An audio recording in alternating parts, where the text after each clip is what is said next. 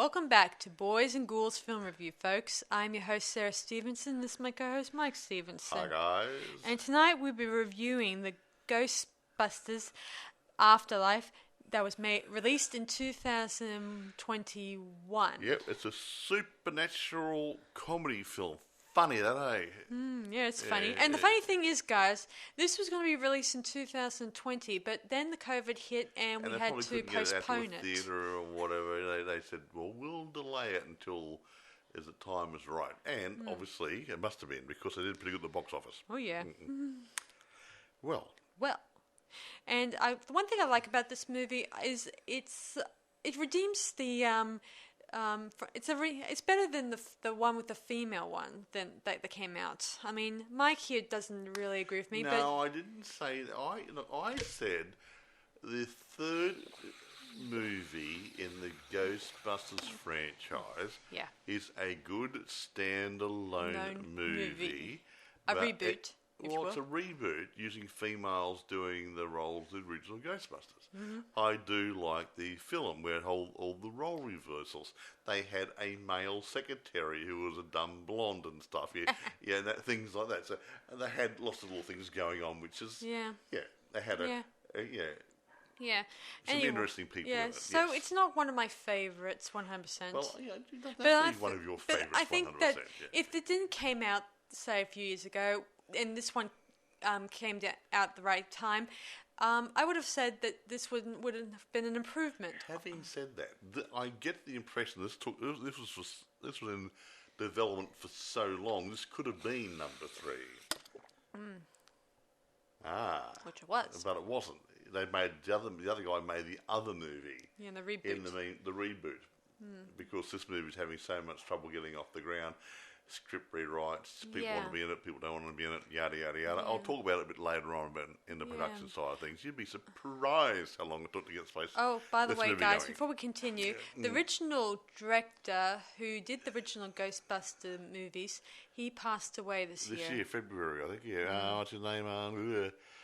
Ivan Reitman. Yeah. Now, his son actually directed this. Yeah, and he written it half the script.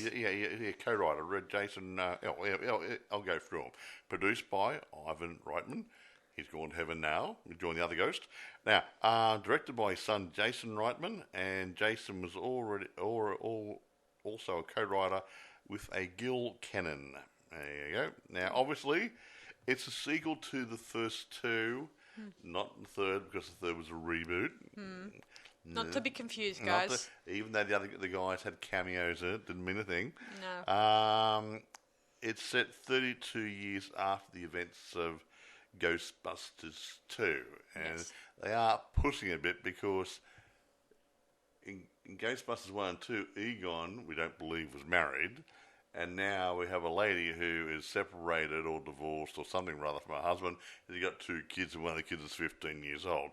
So he must have been a child bride or had the kids really young. He was married to a woman, and that woman had a daughter, and that daughter went on to having a few kids. 2 years, a few years later.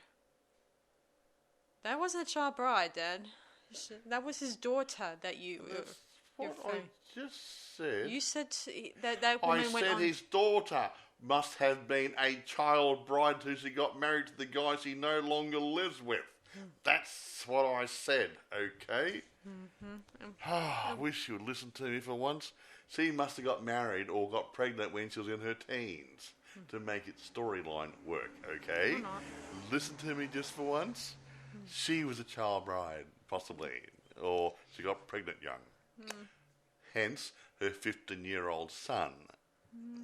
Okay. It makes sense though, because she would have to have kids, say, when she was in her 30s, or older. Because by the time this story takes place, it was 2021.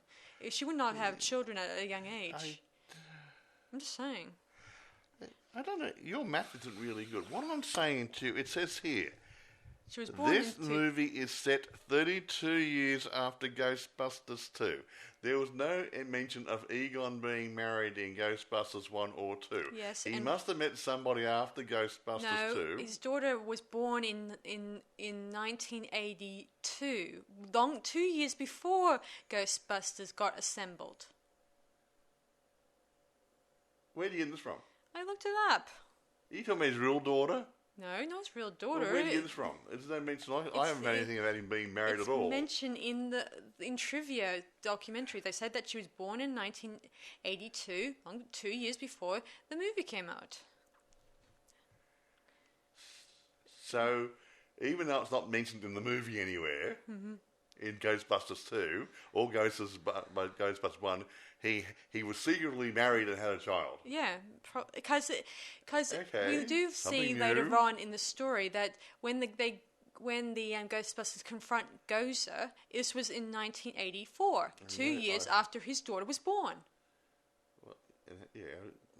Okay, I'll take your word for it because I have watched the movies many times. There's no mention of him having any daughters or wife or a dog or a picket fence or anything else. It was not important. Imagine they got separated and he was obsessed with the ghosts. Yeah, there's no mention of it. That's what I'm saying. There's no mention of it in the films. And that's all I said. That's why him and his daughter were estranged because he was obsessed with science and maths and ghost hunting, and he kind of got tied up in all that. Yeah. And I guess his wife couldn't handle the fact that he's obsessed with science and decided to take her child and leave. Possibly. Him.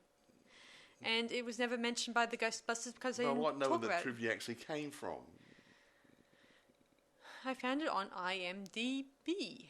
And who put it in there? Because I haven't... And it was mentioned by the characters. What character?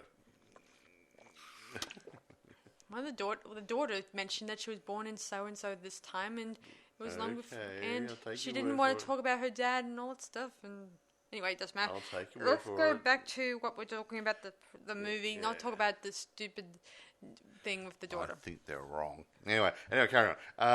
Blah blah blah blah blah. Okay, budget $75 million. As at these current figures, I believe it's made $204 million. At the box office. That doesn't include, obviously, home media, which obviously would see it making a few more dollars there. Now, it was the 10th highest grossing film in 2021. No surprise. That's not too bad. Yeah, not too shabby. And it was relatively successful. Of course, they kept the budget reasonably tight. Sweet. 75 mil, that tight budget. Anyway, here we go. A list of the players, if you will. Okay, Carrie Coon plays Callie Spengler. Finn Wolfhard plays her son Trevor, which would be Egon's grandson. Yeah, interesting thing, guys. He was the actor who was in Stranger Things and in the Stephen King's It Chapter 1. He does get around. Well, he suits that. That'd be the remake. He suits the period, even though this is not an 80s thing. It's it's 2021. He's adaptable. He's adaptable. Now, as a young girl, I'm not quite sure how old she's supposed to be in the movie. Trevor's younger sister, Phoebe, is played by McKenna Grace. Now, she's been in quite a lot of things for her age. I won't go through what she's been in, but she is a very good little actress. Looks good, acts well. I think there's a future for her in movie world. Paul Rudd plays Gary Gruberson. What a wonderful name. He's a love interest of the leading lady, Carrie. And he's not too bad looking. I've seen him in Halloween and The Curse of Michael Myers, and he was also in Clueless, too. Did you say he had a choice in between this movie and another movie? Yeah, Halloween Kills. Yeah, so he chose this movie instead. Isn't that great? I guess he wanted to. You said something about him being a fan of the genre. I think he liked the genre, or the movies, this sort of movie, and Ghostbusters in particular. So he wanted to do this movie. Of course, he probably thought it was going to be fun. I'll just do another couple of people. Here we go. Logan Kim plays a little guy called Podcast who's just into, doing podcasts, bugger. Does he have a boom gun or whatever they call it? He has a shotgun microphone. He keeps shoving in everybody's face. He's a nice little kid. He's got one subscriber. Guess who it is? Don't tell him. Yeah, no, we'll tell you later. Hilarious. Celeste O'Connor, a very nice, attractive young girl. She plays Lucky Domingo. She becomes a sort of a love interest for Trevor. He's keen on her. Now, our friends Bill Murray, Dan Aykroyd, Ernie, Annie Potts, and Sigourney Weaver all get a bit of a cameo job in this movie. And not to mention the character who plays, the actor who plays Janine, I think her name is. I just said Annie Potts. Oh yeah, Annie Potts, sorry. I just said that. Sorry. Now, I will mention one person here, well, two people, whatever. Bob Gunton, credited as the Ghost Farmer, and Ivan Reitman also portrayed living and ghostly versions of Egon. Egon, obviously, is no longer with us because our little friend passed away. Harold passed away. What year was it? A couple of years ago. Yeah.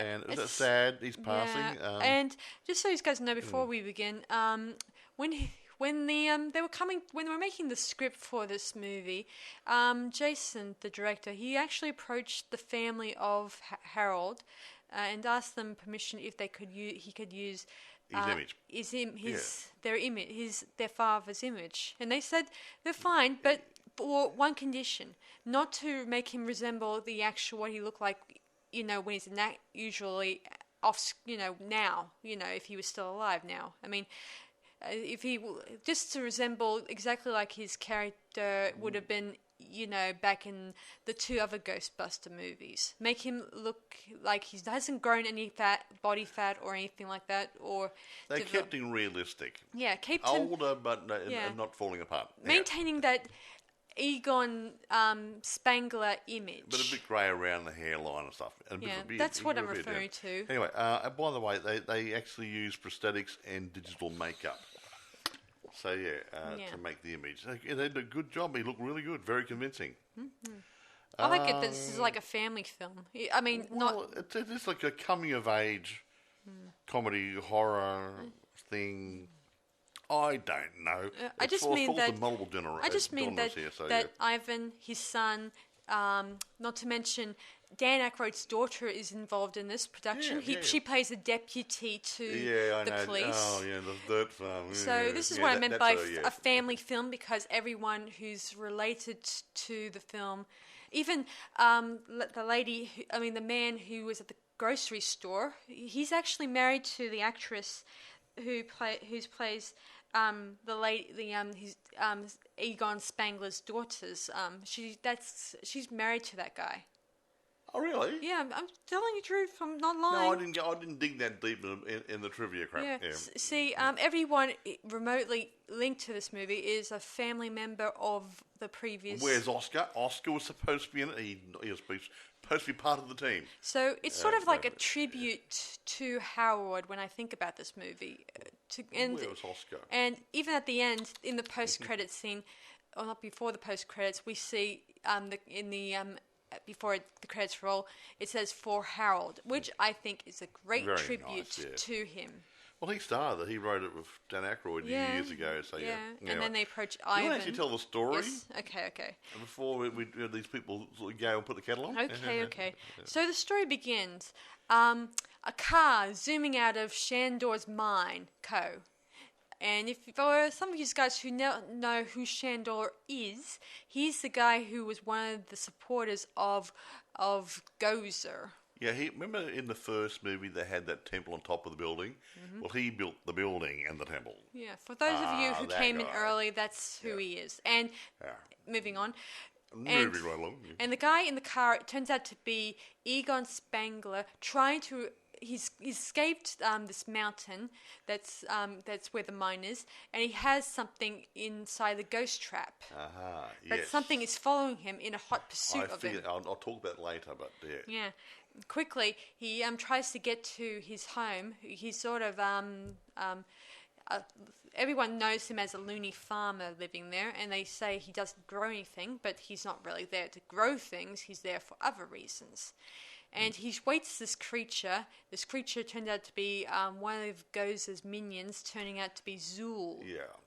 And he's chasing him, and as he approaches, Spangler tries to press a button on the ground to sort of get this ghost zapped into. And it didn't work. But somehow it doesn't work, and electrical failure. Yeah. He then heads inside, and he sort of, in his last moments, he sits on in a chair and he waits his final moments. Now, a little bit here. As far as I'm aware from my little notes from investigations, he had one of the Guardians. Yes, he did. In the trap. Yes. And Watsy was Zool. after him to get it back. Zool was after him to get it back. And he actually hid that. That's the one they found in the floorboards. Yeah. As it turns out, Zool approaches Egon, and we don't know what happens. We cut outside. But he has a heart attack. And we assume he dies of a heart attack. And Zool's ghost, the monster, he disappears into the darkness. Yeah, he goes back to the mine. That was a light going back to the mine. Yeah. Then we cross over to his daughter, who's living in New York and has raised her 2 children. In Chicago, sorry. I thought it was New York, sorry guys. I'm used to New York in Ghostbusters, so I've gotten used to it for a while. So she's raising her 2 children. She's single, well, divorced, I should say. And she's been evicted from her home, the place that she's living in currently. So she has to leave her old residence in order to go off to her old father's residence to find if there's anything in the will that she could salvage. Salvage because she's broke. Yeah, so they drive to Idaho, I think it was. Yeah, I think it's Idaho. I think it's Idaho. Somerville, whatever it was. Whatever, yeah, I think it's Somerville. I might show up my stuff later on, but yeah, I think it's Idaho, Yeah, they head there, and of course, the place is total mess. Not Better Homes and Gardens material. How's that? Yeah, it's practically I'm really waiting for the wrecking ball. I'll tell you about it. Anyway, the kids are not too impressed that she's been evicted, and that means they're not going to go back to Chicago anytime soon. Anyway, they get to town. Mm-hmm.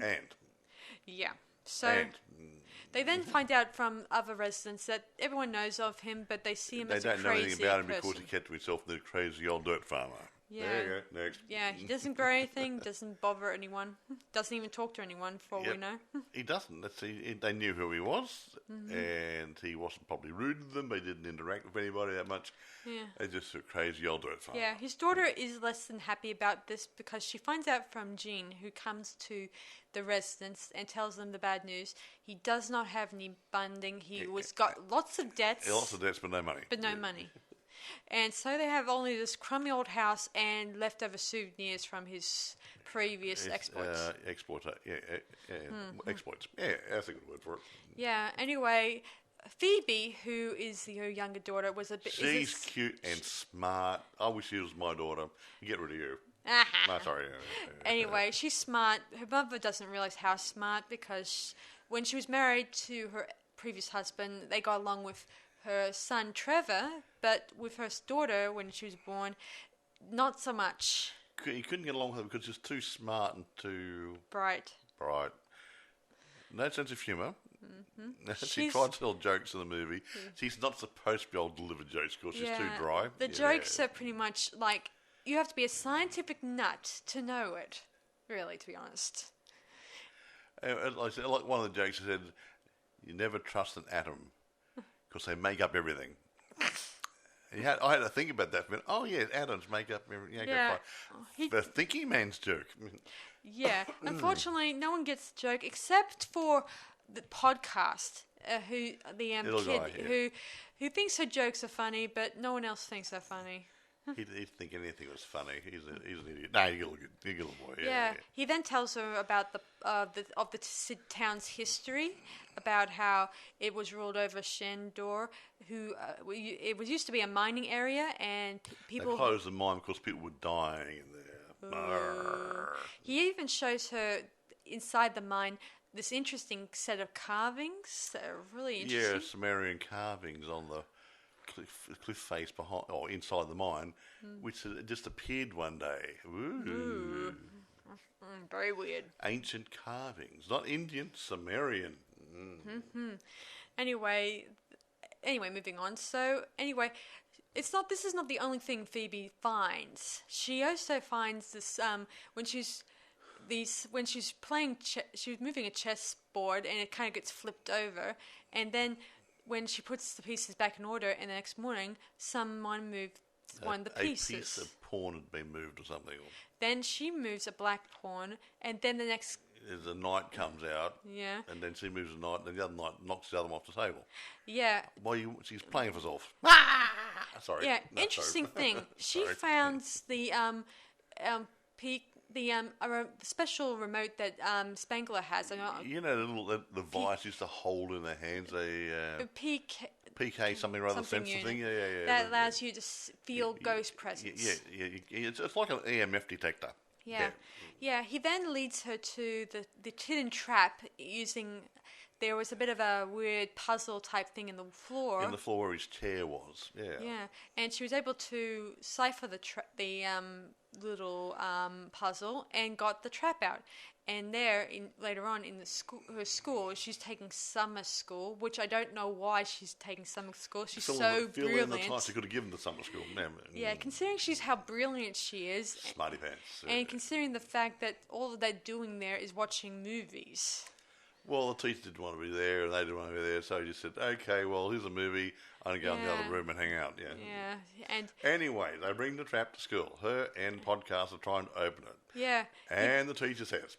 Yeah, he then thinks it's a prosthetic or replica. A good replica. But it turns out it's the real deal. Then he realises, it's a real one. He drops it, obviously. Then he decides, why don't we try open it? Yeah. Is that wise? Well... Is it dangerous? Of course, as you said. Of course it's dangerous. Yeah, so they use a special battery from a bus, I think it was. I think a bus is a 24-volt battery, whatever, and hook it up. They've jumped the cables and I turn the bus on so you don't drain the battery. And it doesn't open. Not initially until you taps it. It must be stuck. Yeah, well, bear in mind, it is... the lids on it may have been really stiff. Yeah, for 30 years. Need a bit of graphite on the hinge. It might need some, either something to... bit of oil, graphite, whatever. Yeah. Anyway, soon enough the creature emerges and zooms back up to the mountain or whatever. Yeah, where the mine is, where Azul and Gozer are waiting for him, Meanwhile, while this all is happening, Trevor, who hates being in this crab hole, befriends a girl named Lucky, and they head up to the mountain with a bunch of mates after work. Same mountain where the mine is. And there they see something luring inside inside there, and then they hear a voice called Gozer or something or other. And then something zaps right out of it. My land. Yeah. Anyway, moving on. Phoebe then discovers a secret room that's located underneath a barn. Yep. That turns out to be a big lab that Spangler had. Egon's lab. Yeah, and Spangler, he's there in spirit. Yeah. Throughout this movie, he appears. He doesn't appear. He just taps on lights. He turns on lights, so you follow his light, that next light, and then moves that light to focus on something. Shows you where the pair of pliers are. Open a drawer, that sort of stuff. Yeah. Some person mentioned when I was reviewing this, when I was looking up research for this movie, remarked that he was possessing items, but I think he was actually moving the items. There's a difference between item possession and poltergeist activity, and that sort of stuff. So what he's a spirit moving item, not possessing them. He said, okay, I'll open the door for you. I'll turn the light on. There's a pair of pliers. I'll move the light so you can see it. He said it's not possessing them. It's just manipulating the items in his environment. Yeah, he's sort of guiding Phoebe. Throughout this movie, he guides her the most. Yeah, but she's going to be the new Egon. Yeah, while this is happening... Trevor finds the Ghostbusters car. Ecto-1. And he starts tinkering with it. And when he tries to start it up, he doesn't realise that one of the wires was loose. And then you see the wire get pushed down invisibly to make a circuit. And all of a sudden, the car started. Mm-hmm. Yeah, later on, Phoebe takes the special proton pack she was working on because it was not finished yet. She's doing a repairing job. Yeah, she repaired it. Well, she repaired it because Egon told her how to repair it. Yeah, and then she takes it out with her friend to an abandoned area and plays with it a little bit.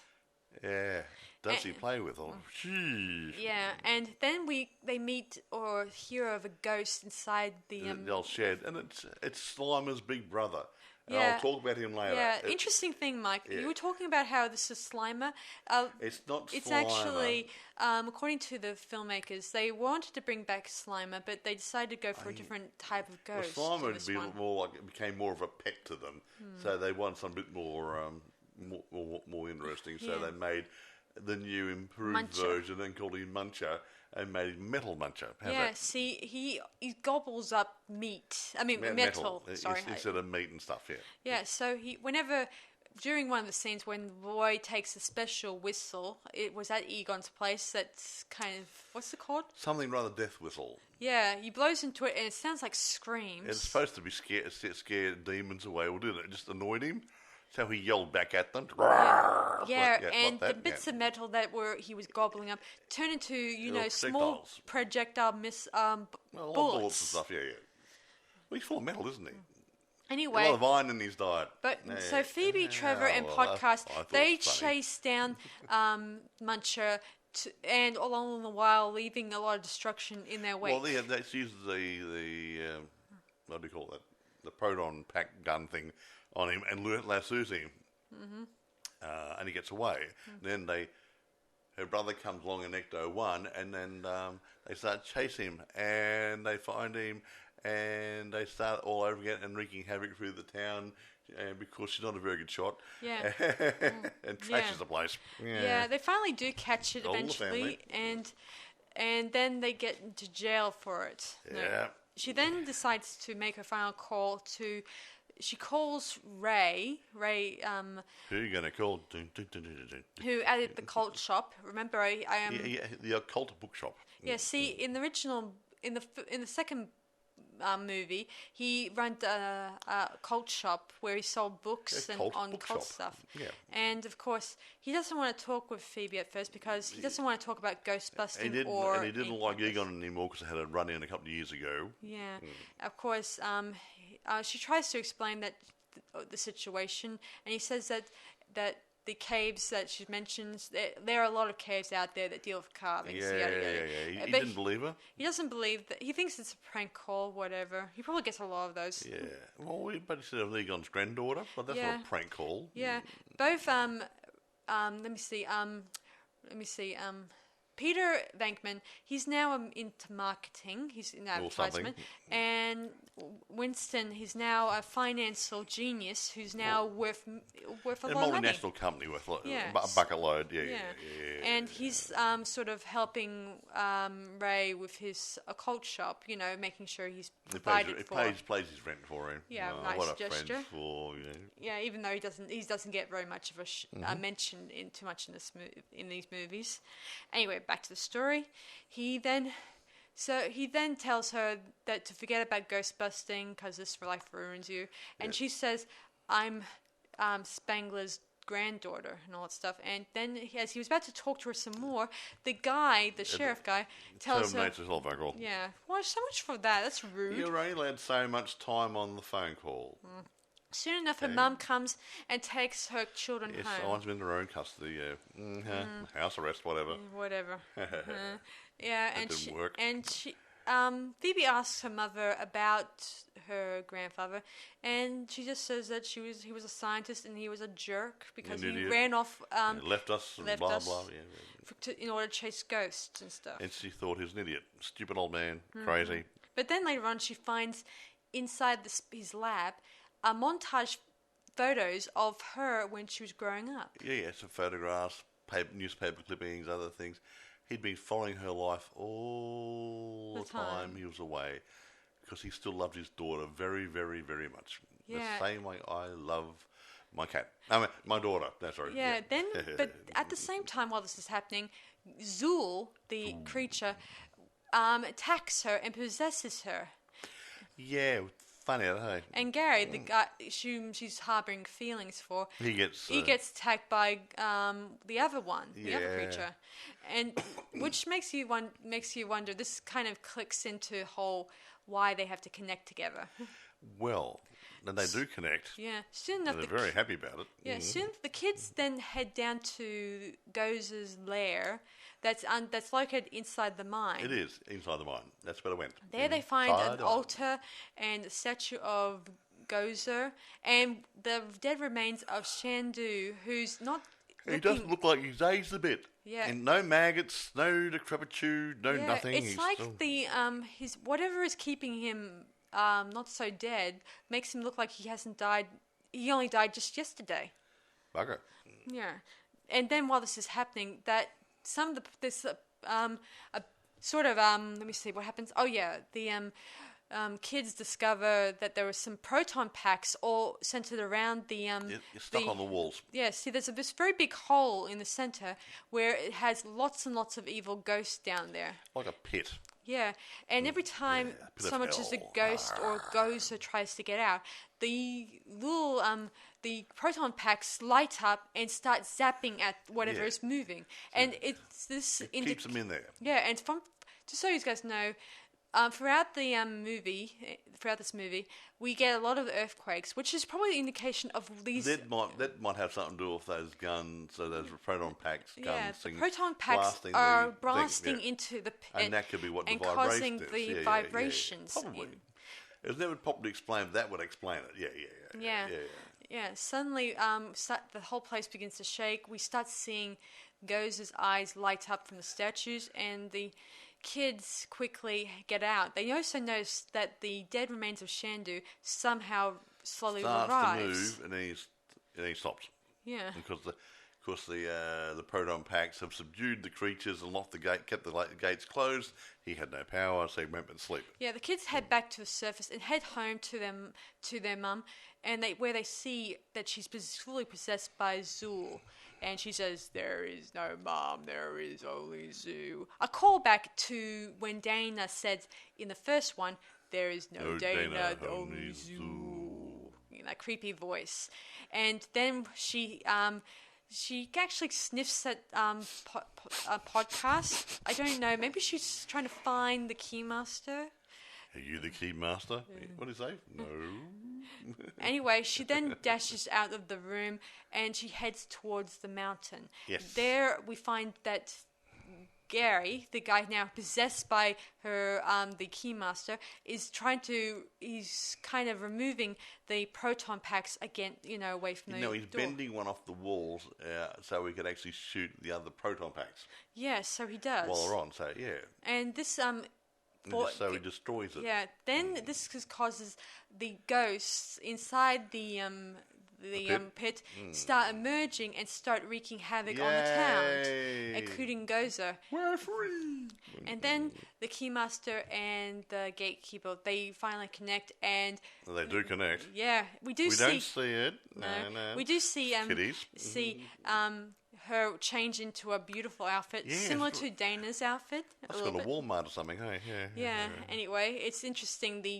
I think that's interesting, this scene, because in the original first one, they deleted this scene to indicate that they both seduce one another, and I guess it was probably for the benefit for not. Well, for kiddies. Yeah, they keep the rating down. Yeah, I know, but it just didn't. They didn't. They just said it. They didn't exactly explore it. They implied it, but they didn't do anything. They want to keep it a PG or whatever. Yeah. Anyway, back to the story. Yeah, they then head back to the temple, and where the creatures morph into their demonic look. After they had sex. Yeah. Meanwhile, Phoebe and the others, they then quickly get dressed into the Ghostbusters outfits and head towards the mountain. Funny that the outfits actually fit them. True. But they probably had to scrunch it up, Well, still, made for big men. True. And one of them, Phoebe wears the Spangler one. I don't know what the others wore. Where did the other guys get their uniforms from? They probably belong to Ray and Winston and Peter, which makes sense. They're old uniforms. I mean, considering... think about it, Mike. They may have had spare uniforms. One needs to be dry cleaned, yada, yada. Put one to wash, One to wash the spare. It's a dirty business, after all. Haven't you noticed the slime? Yeah, slimy stuff. Yeah. So anyway, they head back to mountain, which it reveals the special temple to Goza's temple, the one that resembles the one in the first movie, obviously. Very similar. And Goza meets Shandu, and Shandu says, "We can rule together." And then Goza tears him into two. Right down the middle. Straight down the middle. Gross, that but effective. Didn't work out for his best advantage, did it? No. As if Goza was going to share this universe with an old geezer. No, Zool and Goza rule, and the puppy dogs. Anyway, Phoebe approaches Goza, and she uses some funny, not so funny jokes to distract her. While Podcast is trying to position a trap on his little, a little remote control little car he's got. He's got a trap, traps on one of those. Yeah, it's sort of like those, car thing. I think my nephew would love something like this. He's 4 going on 5. He likes remote control cars. Yeah. Anyway, they position the car, and then Zappu, the creature, is inside the trap, and then her mother's released from the monster, which I never realized that this would be able to happen. But then again, we never questioned what would happen if we set the trap underneath the creature, and would she be able to turn back into a normal human that way? Well, but now we know. So, in case you get caught by Zool or Goza or somebody. Quickly, she and her mother, they get into the Echo car, and she rants on about how she found these the montage to her and the laboratory and stuff, and she's and daughter saying, "Yes, I know. Yes, we know. No, we've been there, done that already. You're behind us." They also found out when they were down the lab that time, they found a sort of a mock-up prop. I mean, not a mock-up prop, a mock-up layout of the farmhouse and some generator thingies. Yeah, and they realised that the front of the farmhouse was in fact a large trap to do multiple capturings of spirits all at the one time. Yeah, meaning that's why Egon wasn't there to farm. He was using the property as a very big trap to trap these creatures in. Unfortunately, he was not able to do it right. That didn't work. Sadly enough. Oh, sad. Anyway, he then the rest of the people head back to the farm. They're hot pursued by the Keymaster as he's running, trying to catch them and try to get back his get back Zool. Unfortunately, as they get there, they finally get there, and Zool is. The ghoul approaches them, and Phoebe's holding out the trap like her father, like her grandfather did. You want this? Mm-hmm. Yeah. They try to get the creature to get into the trap, but unfortunately, as I said before, it's still not working. Yeah, they didn't have a chance to fix it up. Yeah. So Mummy flicks the lever, and then when it's time to put the foot on the little pedal to open up the traps, it goes. Yes. Yeah. Yeah. Goza appears, and she's about to confront the Phoebe, but then 3 other Ghostbusters appear, and then they try to zap her by crossing the streams again. Like they did in the old movies. But for some reason, she's stronger. She knew from past experience. Yeah. Unfortunately, she kind of. Using the streams, she whips them back at them and causes them to fall over. And Ray remarks, I can't remember how much pain I feel. And he says, Winston does remember. Yes. Anyway, little girl, Phoebe, sees us again. Yeah, she then zaps the creature while Goza isn't looking, and then we have a standoff between Goza and Phoebe. And all of a sudden you see... Another set of hands on the trap. Hands holding it. The proton gun, and it's Grandpa Egon. Yeah, his spirit is there helping her. Lovely. Then the 3 other Ghostbusters, they pull out their guns again and started zapping Goza. And then Phoebe and Egon come and join them, so the 4 of them are there blasting away merrily at. All crossing the streams and stuff. Across the streams. While this is happening, and Zool is going, I don't like this. Trevor, meanwhile, he uses his own proton pack and sort of uses the stream to zap the generator. Yeah, well, then I think the big capacitors, big capacitors. Across the top, because it's the fault they're not charging up properly, so he zaps across the top, and the charge in the proton pack puts enough power through them to set the traps off. Yeah. Mum pulls the switch again and hits the foot pedal, and they all open up, and all spirits the and Gozer and all got dragged into the traps. And then, well, I should mention that there were also those mini marshmallow men. Oh, yeah, little marshmallow guys. We didn't mention those before, did we? No, we didn't. They make a appearance in this where they try to disengage the Ghostbusters vehicle. Yeah, they showed up earlier in the movie where Gary was shopping to get a few things. He went through some went past some marshmallows, and he saw one of the bags wriggling. And these little marshmallows, the jumbo ones used for toasting by an open fire. One starts to break out of the packet. And this little marshmallow guy, about 2 inches tall or something or other. And all of a sudden, all the other ones start coming out, and he's inundated with them. And he's running through the shopping centre, and one of the Guardians is there eating some dog food out of the big bag. Yeah. Anyway, back to the... So that's where the little marshmallow guys came from. So the marshmallow guys, they started attacking the car, and luckily enough, Podcast was able to zap them. It looked like a taser or something. It looked like a taser. He zaps out and blowing them all up and frying them or whatever. Yeah. By the time he steps out of the car, he looks like he's Ray from the first movie. The movie where he's covered in the marshmallow gook. Yeah. Yeah, and he says, you just saved the world, all that stuff. Yeah, and he says, did took on something all by yourself. And Podcast asks him, "Oh, you must be on my podcast." And he says, "Sure. What's it called?" And blah blah blah, whatever it is. And he actually knows of it. And he says, "You're my subscriber." He's only got one subscriber, and it's Ray, obviously. Yeah. And he thinks it's pretty good. Yeah, rather good. Yeah, he really nailed it in episode 46 or whatever. Yeah. Which got mentioned at the beginning of the movie when he's talking to the little girl, Phoebe. Yeah. Yeah. Anyway, Phoebe and Trevor, they get approached by the ghost, and where he congratulates them. Egon's ghost. Egon. Not a ghost. Egon. He got a name.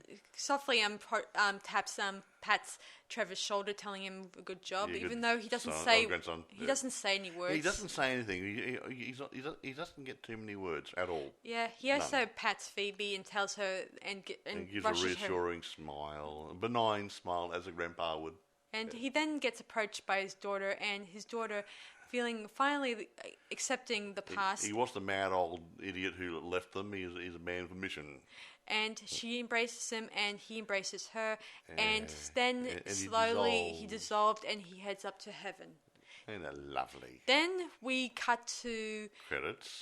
We cut to black, and it says "For Harold," which I think is nice. And then during the credits, we have a few things pop in, don't we? Yeah, we see Dana and Peter, who are married, I should say, and they're doing the special card game. Card, with the symbols on them. We used to use the Ghostbusters one and have an electrical device hooked up to at least the male victim, and Dana's using it on him, and he's doing it, and he's marked the cards.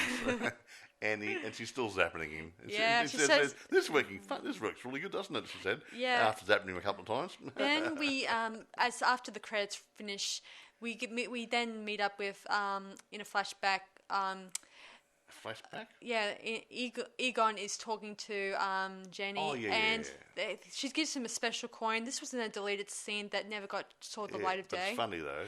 And it's my special coin or something. Yeah, it was. Yeah, and she said, "It's my lucky special coin." It says, "Oh, I might lose it." She said, "I've got another one home."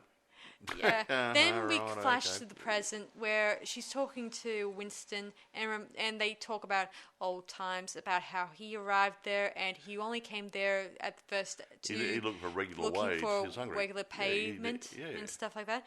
And now that he's a wealthy millionaire, providing his family and his children, with the money and giving them hope for a brighter future. Yeah, and when he saw the Ghostbusters car earlier on, he said, "What have they done to you?"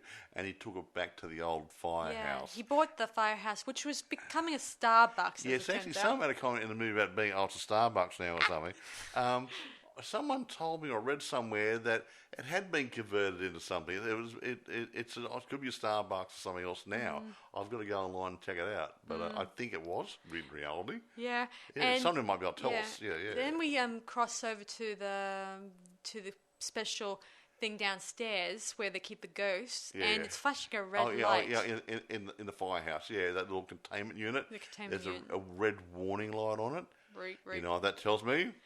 It's getting ready for a sequel. And then because this year they mentioned they're in the early stages of putting a sequel together. Then we cut to Steak Puff Marshmallow Man, in a logo type Ghostbuster. Yeah, the Ghostbuster had a Ghostbuster symbol with a marshmallow man inside it. Oh man, how cute, and how Ghostbuster. Yeah. Anyway. So all that, credits roll, all gone, finished. Now, some of you are wondering, is it as good as the original Ghostbusters? I'm going to have to say it's close. Now, a reason why I'm saying close, because everyone knows the original Ghostbusters guys.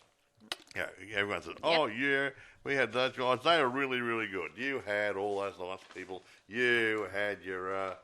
Bill Murray and your Dan Aykroyd and Ernie and Annie and Sigourney Weaver and blah, blah, yeah. Now, the point is, they aren't in this movie. They've got a bit of a cameo. It's got different actors. But the storyline's good. They kept the same feel. They stayed faithful to the original storyline.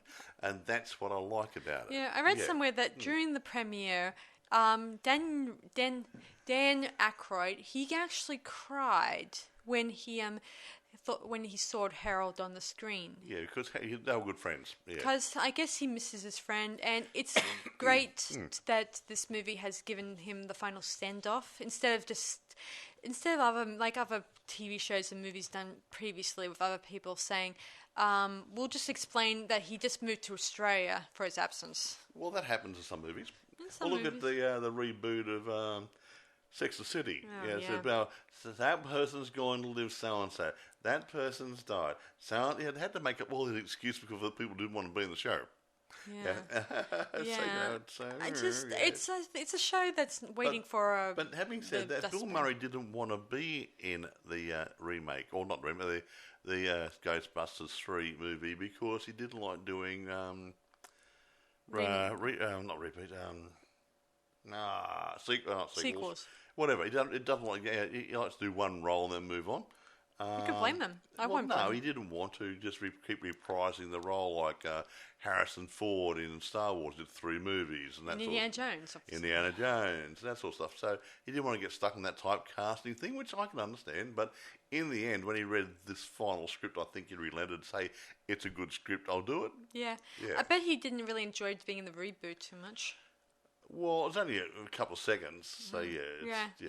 I gotta admit though, it's kind of sad when you do a cameo. It doesn't matter if it's a long or not bigger role. It seems sad that they're only that it's more focused on the new people more than the old people. But having said that too, the guys Ivan Reitman and his son Jason, they have no worries of the reboot movie with the ladies in it. They actually admired the guy who did that. For making it a decent standalone movie. Agreed. And they liked it, and he was hanging out to see what they were going to do with Ghostbusters 3. So there wasn't any animosity there. Yeah, I gotta admit, I did like it I like the amount of women roles in this movie, guys.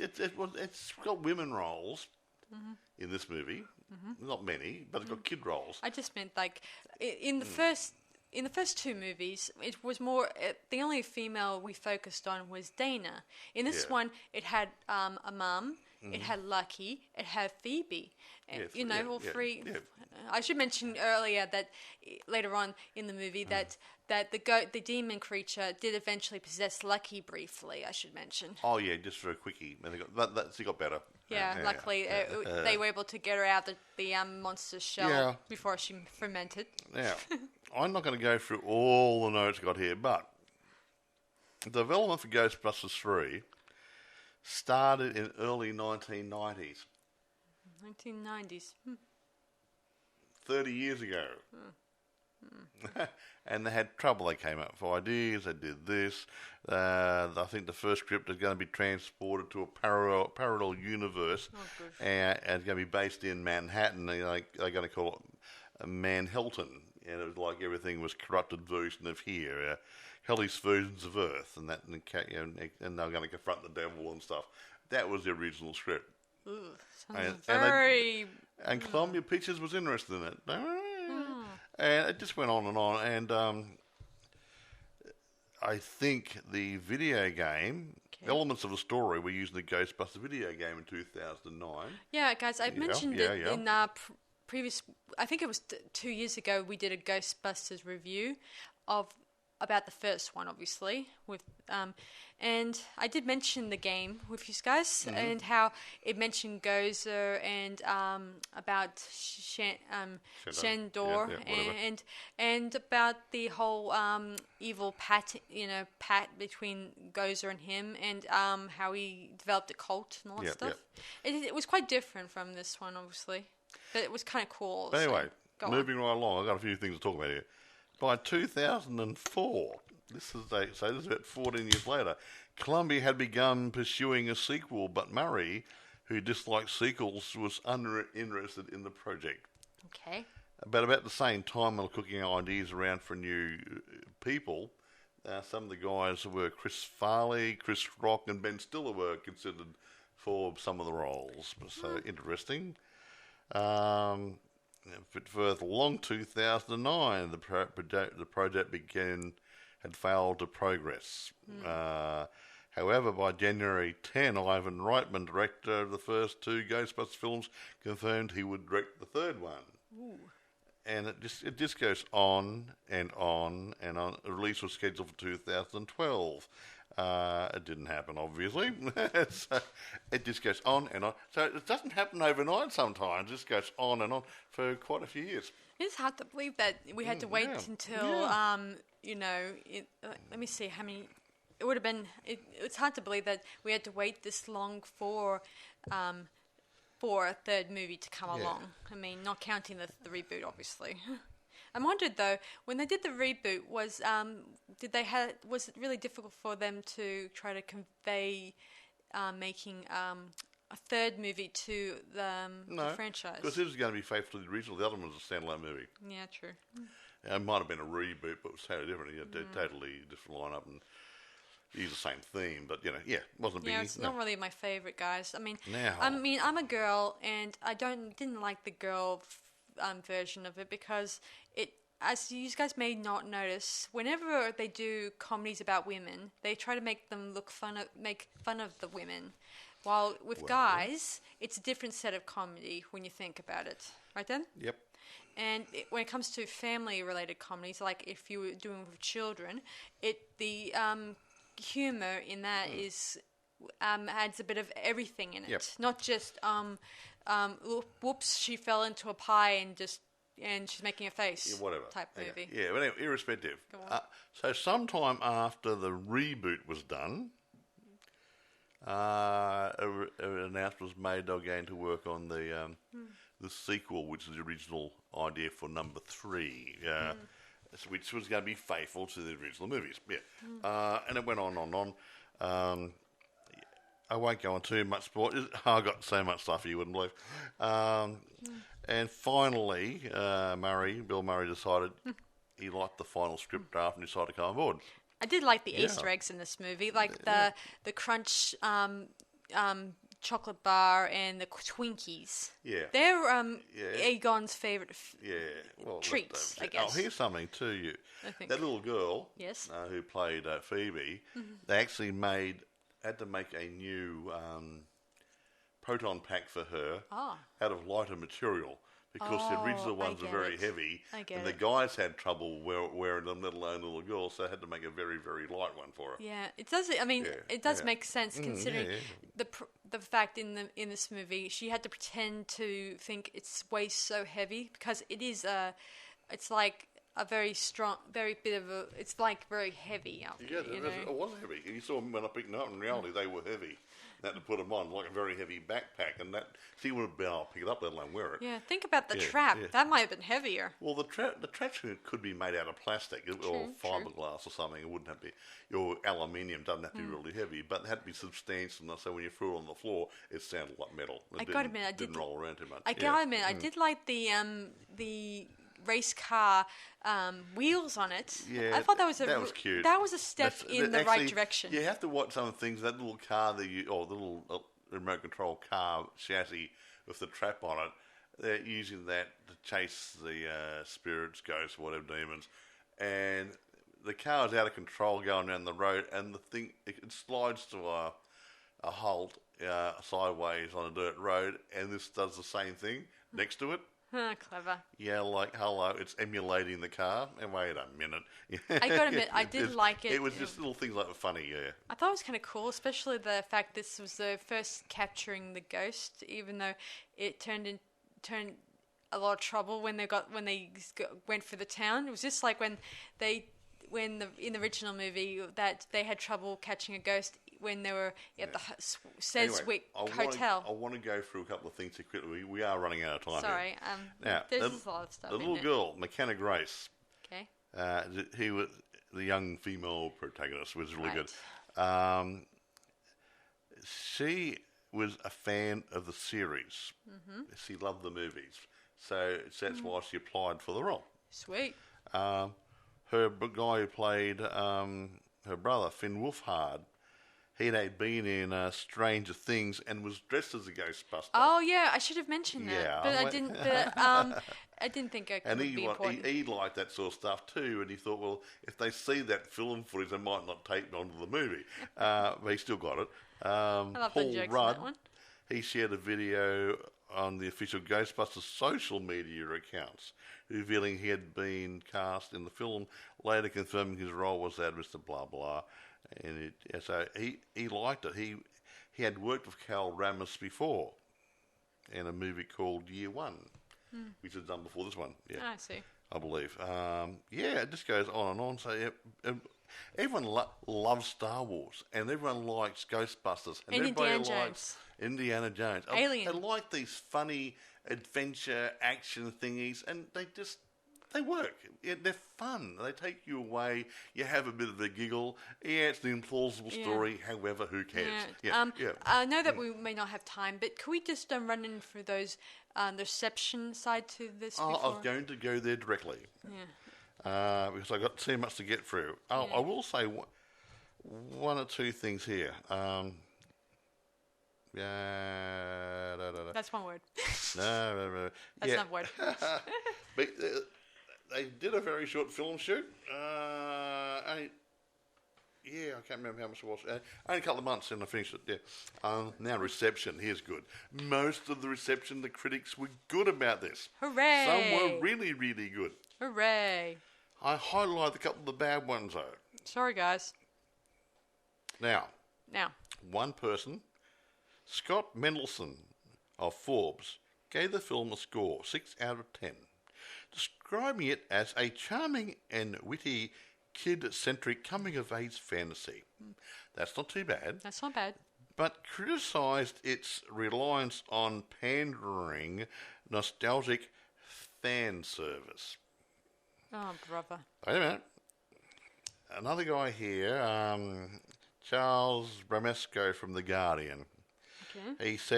He concluded, it is a nostalgia object, drained of personality and fitted into a dully palatable mould, custom made for a fandom that worships everything and respects nothing.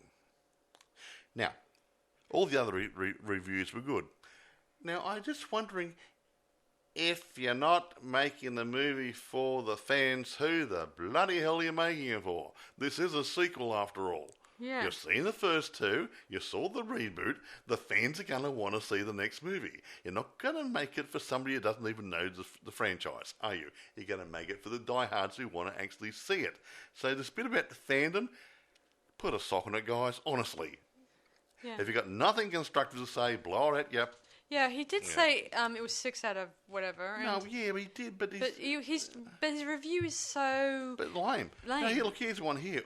CinemaScope gave the film an average grade of A- on an A+ to F scale.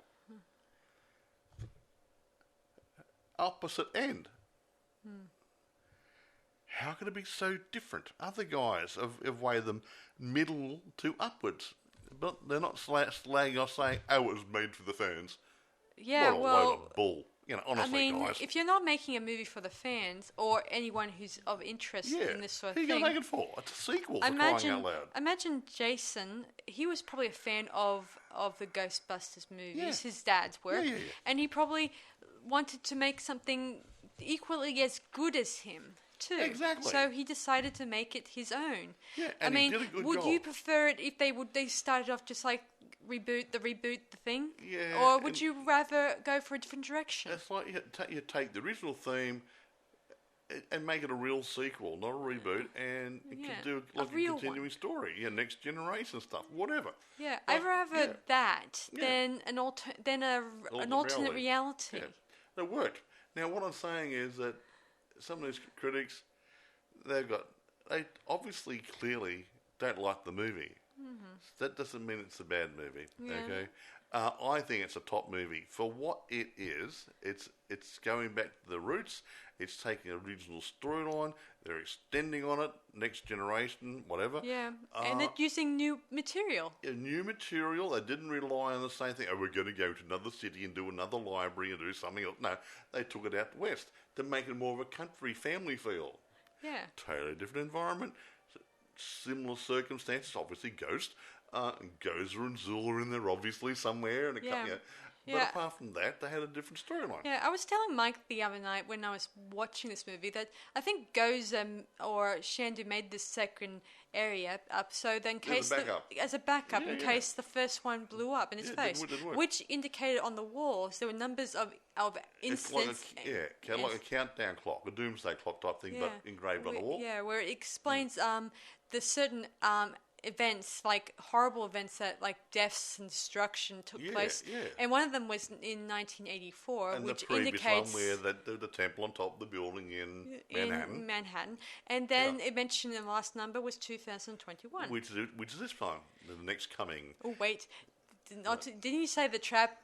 Not the trap, and the thing down in the basement. It was ticking like a time bomb. Well, no, it had the red warning light. Meaning there wasn't any noise going or anything, but it's implying we're getting ready for a sequel, folks, and the early discussions as we speak. Yeah. Now, hang on. Go on. If you are interested, and I would surely think you would be if you're a Ghostbusters fan. If you haven't seen it at the pictures or the theatre, whatever you want to call it there, eBay has plenty for sale, new and used. The used ones priced quite well, not quite good. Mm-hmm. Amazon, it's rentable, obviously, and plenty to buy. Right. So, look, I would, if you're a die-hard Ghostbusters fan, I would just go along and buy it, just add it to the library. Yeah, and those of you who have ever watched the reboot, ignore that and just try to focus on this one. No, the reboot is a good standalone movie. Mm-hmm. Okay, it ties into the movies, but it's a standalone. Okay. Yes. Okay, it's just taking the piss out of it. Take the piss out of the first movie to a certain degree. Yeah, whatever. But the point, has nothing to do with the original two movies. Anyway, irrespective, I'm going to give it 10. I'm going to give this one 9.5 out of 10. The reason why I'm giving it 10 is they stayed faithful to the original. Mm-hmm. The filming's good. And it's a tribute to Harold. I was going to say, the acting's good. Everything has been done well. Mm-hmm. And I can't put any faults on it. Mm-hmm. And the fact is, I gave it an extra half a point, because of, Harold, in respect to Harold Ramis. And Ivan. And Ivan, but maybe Harold wrote the original story, with Dan Aykroyd. So, in respect to him, I gave an extra half to bring it up to a 10, because Harold Ramis and Dan Aykroyd, if they didn't put their heads together, we wouldn't be having this podcast tonight. Yeah, and well, I often think this Ghostbusters movie was, Dan Aykroyd, I think he was the brains behind it, because I think that he was addicted to supernatural ghosts and stuff like that, and that's probably where. Yes, that's right. He did, wasn't his father or grandfather or somebody into the occult or something? That's where he got his interest from. Most likely. I think we did the Ghostbusters last year, the year before. Yeah, 2 years ago. We dug it up, and he got his interest from a grandfather or his father or somebody. Yeah, and that's where he got his idea for the Ghostbusters story. Yeah. And him and Harold came up with the script and approached Ivan, and then they made history. Yeah, very much made history. And my only problem is, I'm just sad that Harold wasn't alive to see the end product. I'm sad that he didn't get to see this movie. And speaking of people dying, I mean, we're not. This is live streaming. You're going to hear this in a week or two. But we just heard today,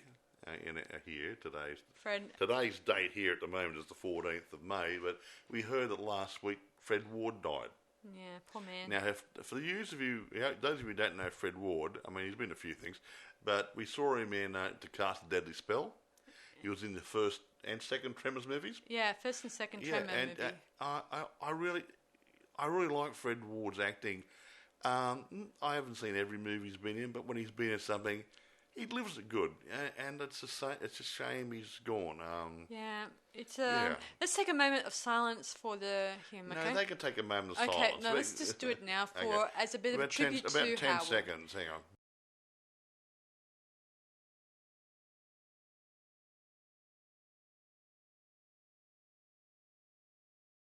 There you go, Fred. Wherever you are, hope you went to heaven. Yeah, I hope you haven't done anything bad, but we'll be forgiven for it. Okay. Well, I forgive you anyway. There you go. Okay, that's about it for us, guys. So be sure to check out the Ghostbusters Afterlife 2021. And be sure to see if it measures up to the first other two movies. I think it do. Yes, and give us your food for thought on it. Please comment on your thoughts on this movie. Sometimes, the Ethernet, Internet, whatever, is a bit quiet. Are you out there? We got lots of subscribers, but no one's talking to us. Guys, please talk. We encourage you to speak. Yeah, we like to know what you're thinking. Some of you don't think. That's okay, but the other ones do. Yes. Very funny, huh? No, not you. The one next to you. Yeah. All right. Okay, that's about it for us tonight. So be sure to check it out and give us your food for thought. All right, this is Sarah Stephenson. And Model. Saying, see you guys around. Bye for now.